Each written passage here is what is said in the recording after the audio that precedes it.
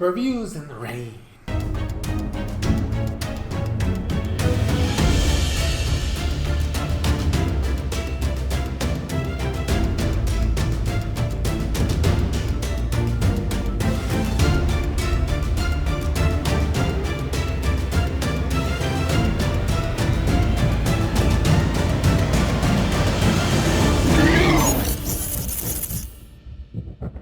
Yo, what is up, Crocs and Clown members, Poke fans? We are here to talk about the first episode of Pokemon Horizon Season 3, or episode 46, for those of us who have been watching this chronologically. I have officially caught up with the series before the next episode. I can't believe I actually fucking made it, but I made it for you guys, okay? I'm here because of you, okay? And everybody that has been watching my reviews, I appreciate you, and let's get back to these weekly episodes. So, we are officially here in Naranja Academy, okay?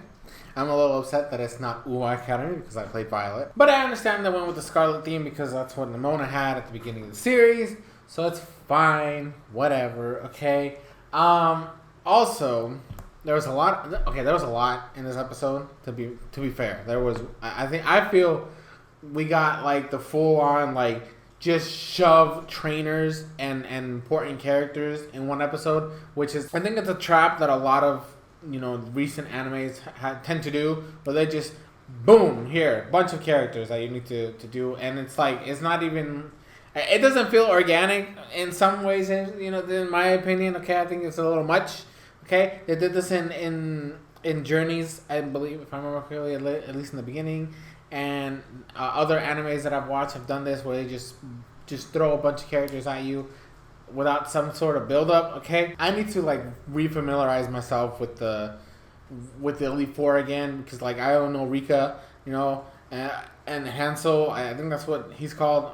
Because like it's been a minute since I really I've said this before. Like the freaking gym leader storyline in Pokemon Scarlet and Violet is like the weakest story, and like I only really cared about Kubfu, realistically speaking, like just because his challenge was so unique and stuff like that. So like I need to like refamiliarize myself with these characters. Okay, I know like what's his face, the normal / flying gym leader Elite Four. I guess he's like okay. Because, like, I know he's like a meme character, but I can't remember his name. Like, the only gym leaders I vividly remember, in my point of view, is Kubfu, because I love his gym challenge and the funny parts that happen there. Bracius, because I just saw him as this freaking, like, sadist shit. And then, Iono, and that's because she's already been important in the series, and she was a fun, like, gimmick character in the games, right? So that's like the only ones I actually vividly remember. Like I can visualize the characters, okay, the gym leaders, which ones they are. Like I can see them in my mind, but I don't remember much about them. So it's not good at all, okay, personally speaking. And like even the teachers that they showed off, Hansel, I think that's how you say his name, which is the Dragon Elite Four trainer, right? Like he was there, and then Rika was there. And like they showed the other two, like I said, the gym leader, the one that's a gym leader and an Elite Four member, which his name slips my mind right now. And then the little one, those like the one's like a child. And like they also showed Jack, which is like the biology teacher. And what's her fucking name? I think it's she even said her name. But I know, like, it's different in between the versions. So I think it's, like, Deandra or some shit like that, which is the gym teacher, like, the fighter chick that's always with, like, a fucking Medicham and shit. Like, there's just too much exposition in this fucking episode. And not only that, but on his back, which I was completely surprised, because I didn't know about this when I saw, like, teasers about this episode. I'm vividly surprised that she's here, right? And I'm hoping that we do see the whole, like, differences between her and Sango, because now the conspiracy theories are back where, like, oh, An is here, and we know Sango's here, but they're not in the same room at the same time, right? So I hope that the conspiracies don't continue there, right? I hope that they are separate, because I really don't want An to be a bad guy. Okay, she was like the first character that was introduced to us as a friend, right? So I would feel a little weird if like she was always there, and then now she's like Sango, like the plot line wouldn't work in my honest opinion. There's going to be a lot to talk about this episode because there's just so much exposition, so much shit that happened. So I'm sorry if this review is a little longer, but you guys apparently sometimes like long videos, so hooray. So aside from that, we had, they all got their tarot orbs. Liko, Dot, and Roy got their tarot orbs. And not only that, but like, I love the way like Clavel and listen.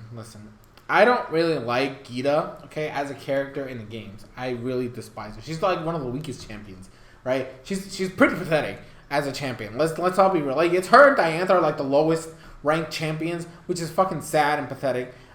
Because like realistically speaking, they're like the strongest in terms of like gimmicks, right?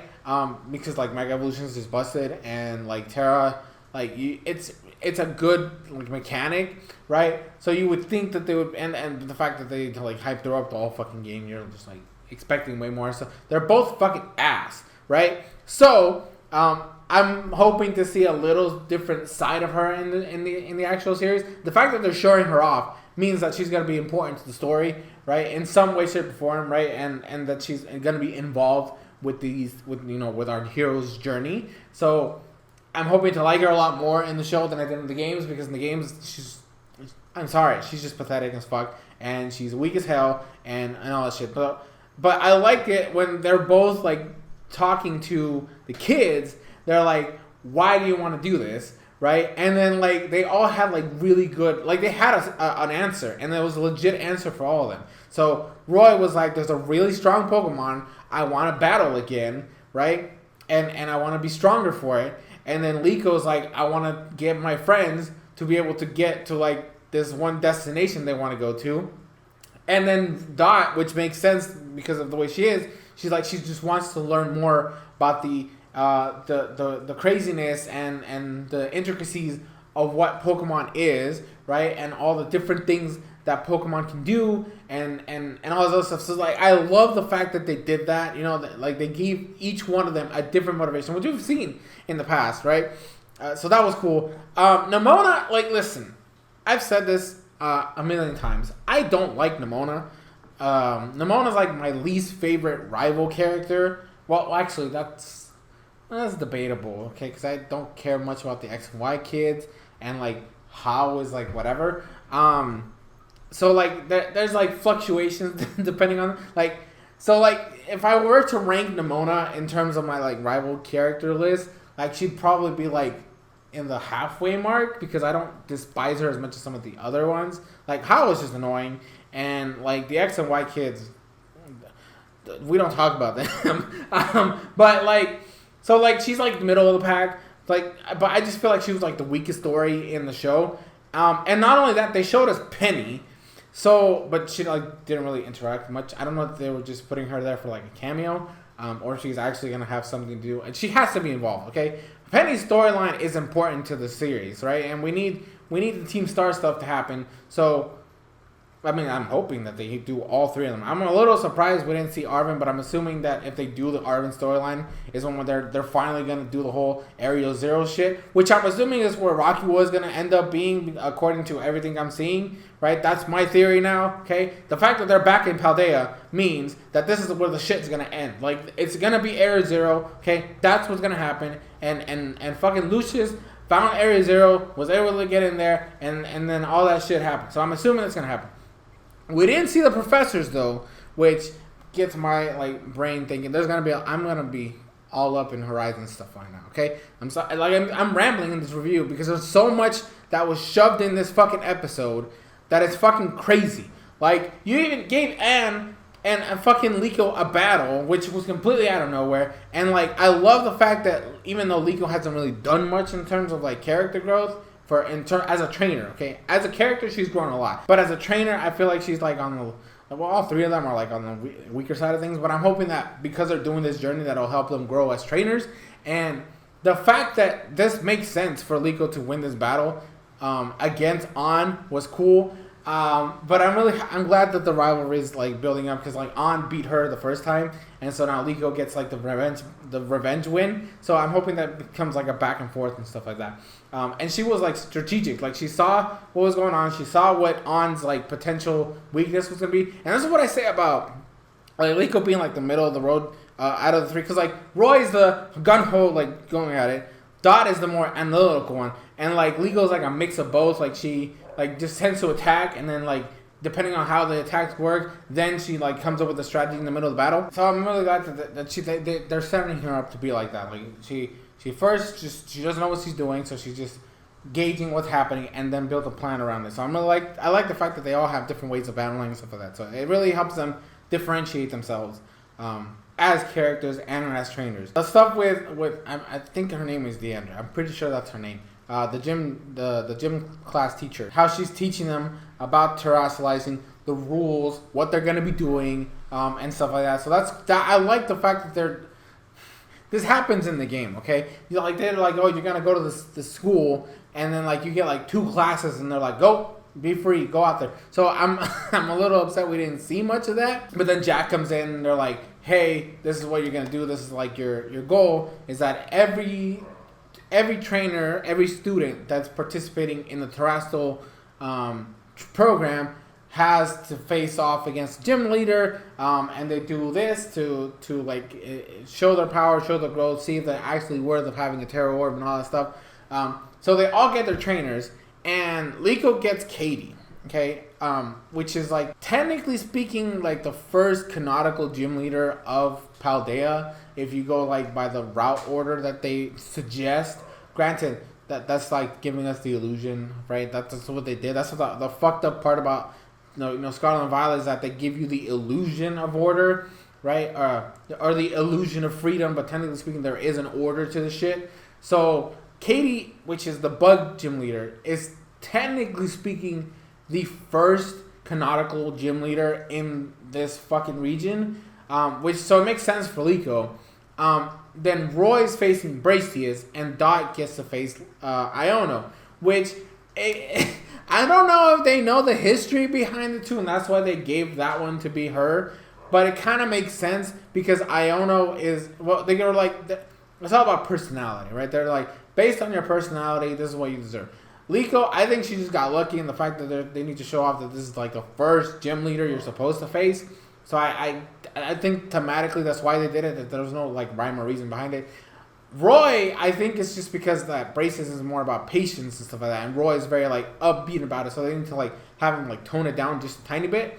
And then Dot, her thing is that she's very reserved, whereas Iono's like all over the place, right? Because she's a celebrity, so she's all about being outspoken, very open, and like extroverted. So it's like kind of like helping Dot find her way and come out of her shell. I think that's my theory. Okay, that's the way I'm gonna look at things. Maybe you guys have a different theories. You can leave it in the comment section below. I would like to see your input on this stuff. What else did they did so much shit in this episode. Nimona, like I said, she's fine. Like she was okay in this episode. I like the gag where she's seeing all this stuff and she's all excited about battling Roy or anybody, and then like they're about to battle and then class house starts, so they have to go to class, and then like An and Liko have a battle and she gets there just late, so like she's like, oh, you guys have a battle now, I want to participate, and then the bell rings, and it was fucking wild. Okay, it was crazy. I'm still iffy with her. Okay, we'll see how it goes throughout the rest of the series, because she's gonna be prominent, obviously, because she's the student council president, so obviously she's gonna be involved in some way, shape, or form with kids and stuff like that, and all the other fucking students in the school. So we're gonna see more of her. I just hope she's not as fucking annoying as she is in the fucking games, or as irrelevant, because that's the other part. She was annoying and irrelevant, so I'm hoping they either tone her down or make her more interesting in terms of the show.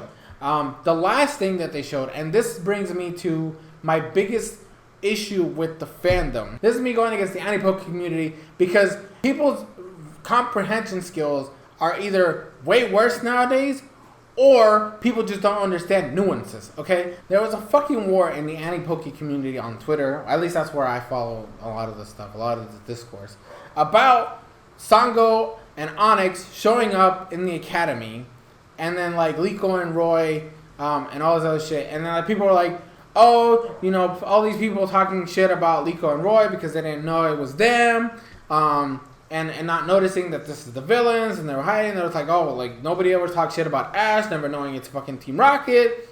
And then there was other people that are like, well, sometimes it looks like they kind of know. They fucking said it in the fucking episode. Who the fuck didn't pay attention to this shit? Were people just looking at screenshots and being like, oh, this looks fucking weird. They don't know who it is. Or, hey, at least they looks like they're suspicious. No, they literally said it in the fucking episode that Liko and Roy were like, why the fuck are they here? Why are they here? How is it possible that they got in here? What are their plans? Like, they literally stated that they know it's them. Okay, so I don't know where the illiteracy came from, where people are like, how did they not know that it was Onyx and Sango, when literally they said it in the episode that it's fucking Onyx and Sango. They know it's them, right? And then the other discourse, I was like, oh, well, they probably should have said something, because if they do know it's them, then they're like, oh, you're just gonna let terrorists participate in this shit? They're not fucking terrorists, okay? We need to stop with this exaggerating shit. They're hunters, okay? For all intents and purposes, they are Pokemon hunters. They're not terrorists, okay? They're not an organization that's trying to destroy the world.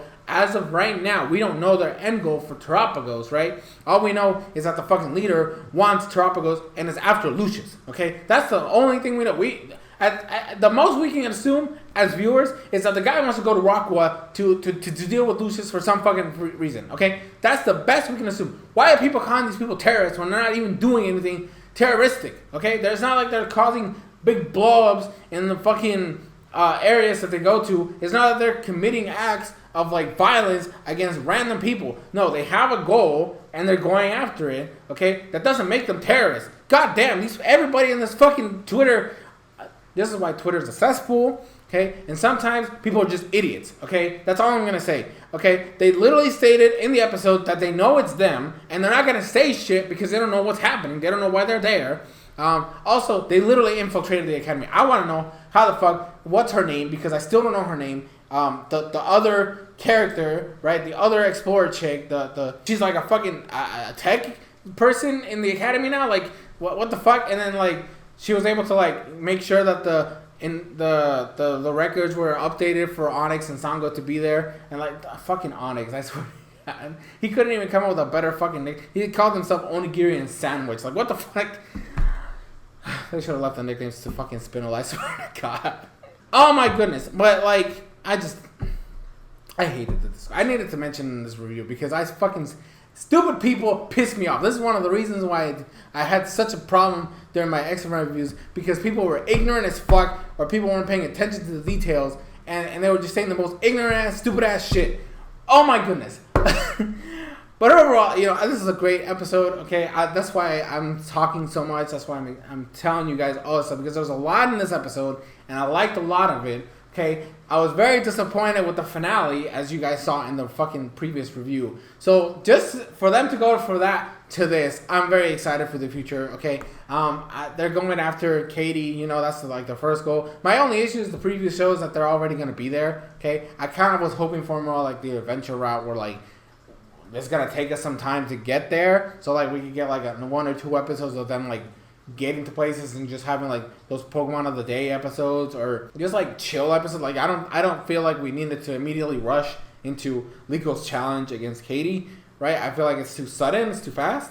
But what I'm hoping for is going to sound bad. I hope she loses against Katie, right? Because it's her first gym leader, right? It's her first gym battle. So I'm hoping she fucking loses. But not in the sense of like, I hope she like that it's like the worst thing they've ever done. She's still a new trainer. They're all new trainers. I hope they all lose against their fucking gym leaders. The first go around, everything, like all 3 of them. I want them all to lose against their gym leaders the first time, so they can analyze what happened, go out, do something like training, and then come back and challenge them again. Because that's gonna make them feel like they're growing. Because if Liko just wins against Katie in a matchup that's disadvantageous for her, because bug types are strong against fucking Florigato, I just hope they don't. And I hope that they do more with their other Pokemons, right? Like, I want Liko to also use Hatena. Terapagos obviously doesn't fucking count. I want Roy to use not only Fuecoco, but also Watchel. And I hope Dot uses not only Quaxley, but also Tinkating. I hope they're able to, like, evolve as characters and stuff like that. The last thing I want to talk about, and this was interesting, the adults are all like Spurs. I'm pretty sure that we're gonna turn this now into like the Liko, Dot, and Roy show, because most of the opening is about them in the academy, right? Whereas like at the end, literally like the last portion of the episode is like Oreo is fixing the ship, right? She's fixing the Braizatagi, and then Freed shows up, and they're like, "Oh, how's it going?" And it's like, "This is a fucking mess. Like, it's gonna take me a while to fix this." And then they get the notification from Liko that they're gonna start their adventure, and then like Murdoch is with some other chick in like a bakery or a pastry store or something. So he's not there anymore. Molly is a completely different area. And Ludlow, who the fuck knows where he was? I didn't pay attention, okay? They might have been in the same place. I'm trying to recall, but I don't. And like Freed is going after the heroes, right? Because he went to, they showed him grabbing the belt with the other 3 heroes. And that just gives me conspiracy theories, because like, why is Freed going after the heroes by himself when this is technically supposed to be Liko's journey? And they're only taking the stopgap because they need to learn about Terra and terrestrializing so they can get a power boost and all this other stuff. Like, why is Freed with the heroes? I don't know. I'm getting the vibes. Okay, I'm getting vibes. That's all I'm gonna say. But that's gonna be it for this review. Like I said, I apologize for it being so long, but there's a lot to talk about in this episode. It's the first episode premiere of the newest season, right? So it's just a lot of exposition, a lot of character introductions, a lot of stuff going on that was jam-packed into this episode. So I'm just gonna leave it off there. Leave your thoughts and comments in the comment section below, and I will see you guys this weekend with the second episode, or episode 47 of Pokemon Horizons, as I come back to the weekly schedule with you all. So I hope you appreciate that. I hope you join me on this journey, and we're gonna go ahead and have some fun with this new saga.